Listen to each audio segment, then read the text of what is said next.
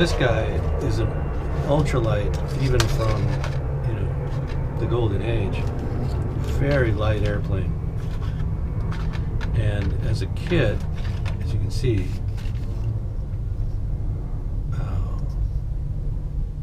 there's not a lot to the airplane here. Very simple design, very basic. Well, I see most of the parts have been cut free. This is the first time I've really opened this. So there's been some parts removed, and that's fine. There's all the wing ribs. Looks like this is the decals. What do we have in here? Is this a plan sheet? Oh no, it's just telling you how to. So the color schemes, all orange, black numbers and letters, black numbers and details. Wing and elevator orange, fuselage and rudder blue, numerals white, details black. Interesting. So this is like a paint guide. And here's our plan sheet. Let's take a quick look at this, just so we can see kind of what the size. There's the bottom view, looking at the landing gear. There's the wing center section and left panel. Here's the tail feather, horizontal in there. There's the side view of the okay, so here's what I'm looking for here. So you see we have a really basic design. This won't translate well to my infill method, is what I was saying, and trying to convey to Aaron, to relay to Sean.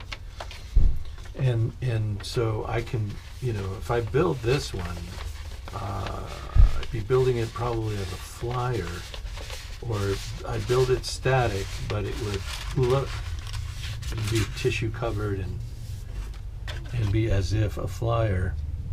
I don't see, I have tissue. I don't have tissue here. But I think I've got some left over from the last 2 or 3 builds. The DC-3 came with tissue, and I can just use it to cover this. Or I could buy, I could go to a store, a feller can, go and still buy, and I could buy just the colored tissue in the orange and blue, or whatever that color combination was again, and just get those and cover it that way. And what I would do, since I would just be building a static model, is I could layer. Oh, here's some landing gear. Oh, we have piston heads. Oh, look at that. Cylinder heads. Okay. Cylinders, not just heads. What else do we have here? A little brass. What would that be? Prop hub, maybe? Do we have a... Okay, this would have a tail skid, not a tail wheel. Very nice. Sterling, is another good manufacturer of kits, much like Cleveland. Same caliber. I'd put them in the same caliber as Cleveland. And they're long defunct. They've been out of business for a long time. They were back in the 30s and 40s and 50s and 60s probably. A going concern, but not so much now. Here's our plastic prop. Is this a Gillo? Doesn't say. Put those decals back in there just in case we do get to use them. So it's an interesting airplane, an actual, these actually were built and flown. Monocoupe, very light airplane from 1929. About the same time, obviously, as the Spirit of St. Louis, built by Ryan. This is right from that same era. So let's get all the parts back in the box cab. What do you say? Here we go. And there's our plan sheet. Don't want to forget that. There's the old rubber band. So it just needs tissue covering. Pretty much the only thing I would need to complete it, as far as I can tell. I'd have to go through it again and see which part's been cut, and if I need to recut anything or recreate any parts from my sheet stock. If I do, I can. So 3/4 scale. What does that equate to? 3/4 inch scale. I used to know. 22-inch wingspan. Well, we'll see about this one. This, I don't know when, you know, but it's in the pile over here. It will be built. Oh, there's a kid getting shoved back there. Hold on. Which one is it? There you are. Come back. It's my 4B. We don't want to lose that. Okay. Oh. Anyway, one more kit to look at there. So Flyline, and then all these balsa kits that we've already done, and then now we've got some plastic. So I don't know if I'm gonna lump it all together, but yeah, we're gonna lump it all together. So that, and then the Gillo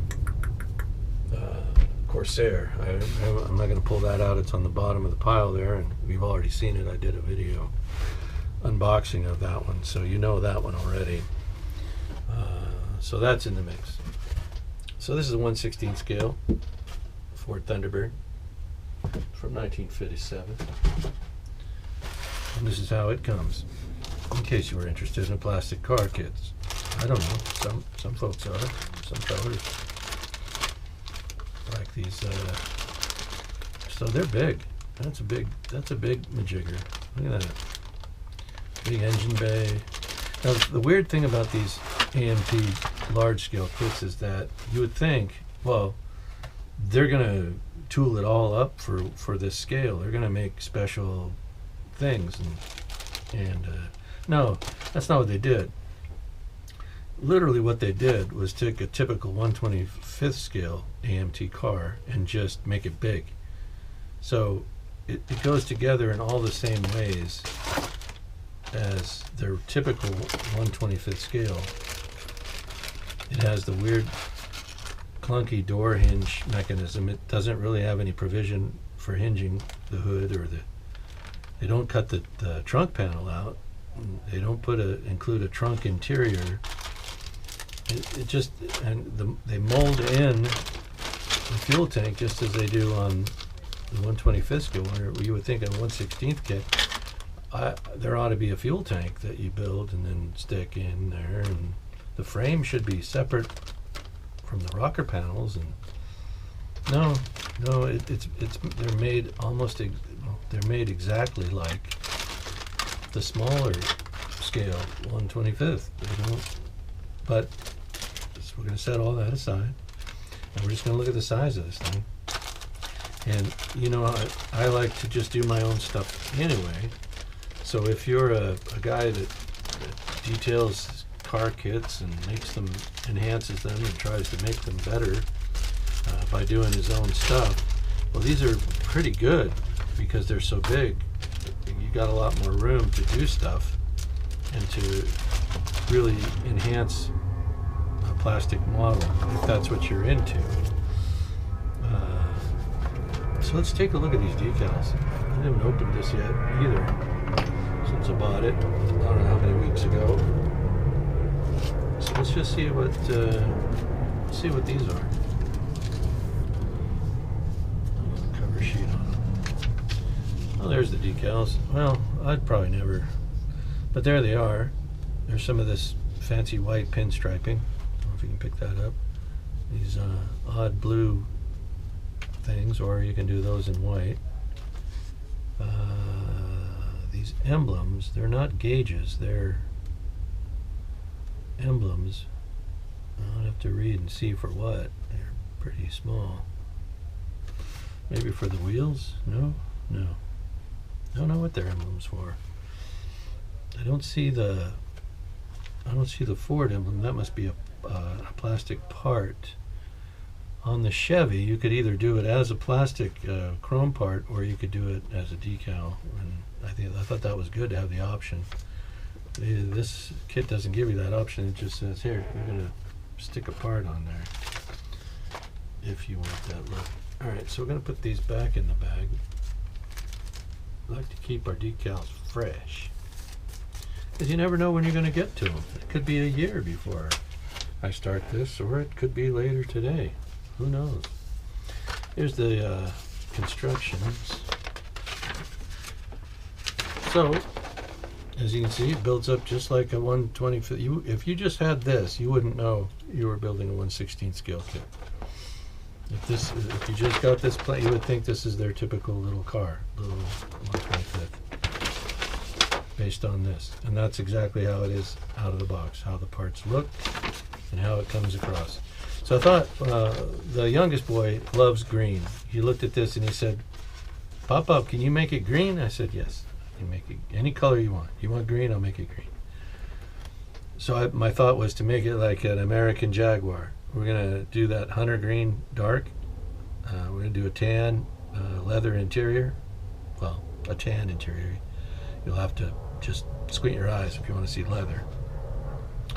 We'll do, if there's a blown engine to put in there, we'll put that one in. We'll put the hood scooper on. And we'll put the fancy wheels on it.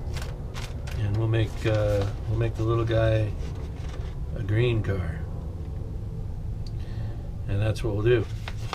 So that's the mission with this car. I don't know if I'll put lights in it. I put lights in the Chevy, and you can see that build video. There's only 5 videos on the Chevy, so if you want to see that thing, it's not a real good chronicling of the build. I start off putting the motor together with the wrong kind of glue. I'm using this really thin. Anyway, if you want to watch the video, you can see the 55 Chevy hardtop Bel Air come together with lights, headlights and taillights anyway. So it's fun. That was a fun one. I think I got everything in here. I hope I did. So we have a couple of cars. We have a couple of plastic models. So this is the only car that I have on the shelf, unbuilt. And then we have Trumpeter's 1/32 scale Wildcat. And I got this. The reason I get some of these plastic planes is to help me with the balsa ones. It helps me look at parts and details, that I don't really have in my hands when I'm building the balsa kits.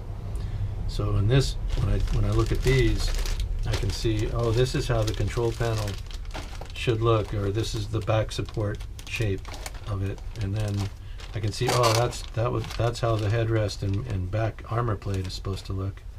So then I would make something, that conforming to this with these details on it. Oh, this is how the floor plate looks with the rudder channels, the channels for your heels when you're bracing against the rudder pedals. That's what this is on the floor of the cockpit of most of these Grumman birds. So here's the seat. So now I know how to shape and make the pilot's seat. And that would be the same for the F3F barrel. So what I'm looking at here, this headrest back plate should be the same configuration. This should be the same. So I buy these kits so that I can see, what that looks like. And if I'm going to make a fuel tank for the barrel, I'll use this as a guide and make it, this shape.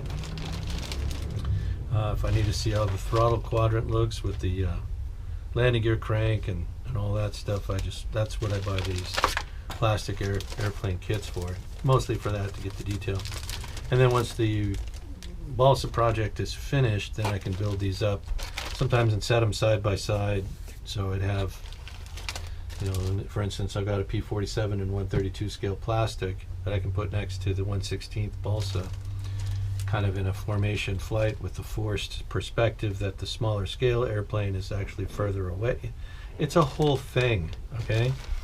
So anyway, we're just talking.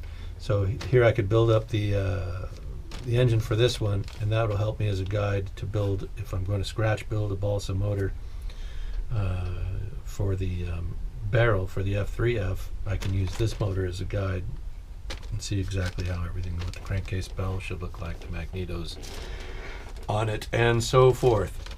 So that's why these are so helpful to us who are building static display balsa airplanes. We get Here's my landing gear reference. All right, so I can build this up, and I can see the geometry of it, so that if I try to make something, you know, posable or functional for the barrel, I can use this as a guide, and I'll know where my hinge points are, and how that geometry should work, and how it should fit into the opening, and where, and all that stuff, because I'll have an example of it right here. Here's the propeller. This will help me when it comes time to make a prop for the barrel, and so you see where I'm going. And fine detail parts like the machine guns and whatnots. Here's the painting guide. This is an interwar F4F. At least that's the paint schemes that they've given us, and the decal sets they've given us for the interwar pre-1940. Nice set of decals with this one.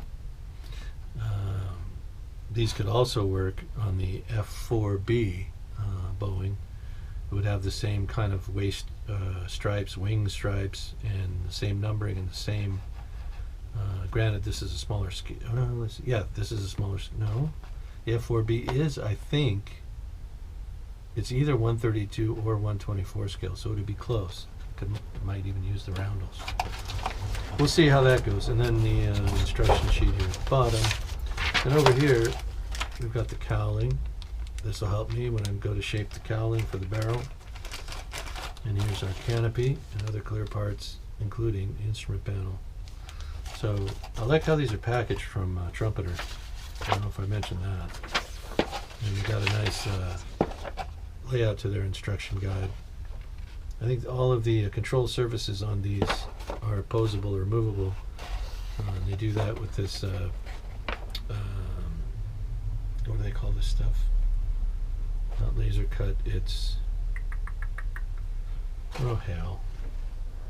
Anyway, they make the little metal parts that you can do all the hinging with and so forth. Okay, so there's that. What the hell do they call that again? Photo etch. Photo etch. Photo etch. Okay, so there we got all the parts. We're gonna put them all back in here. Just exactly how they came out. This actually should go.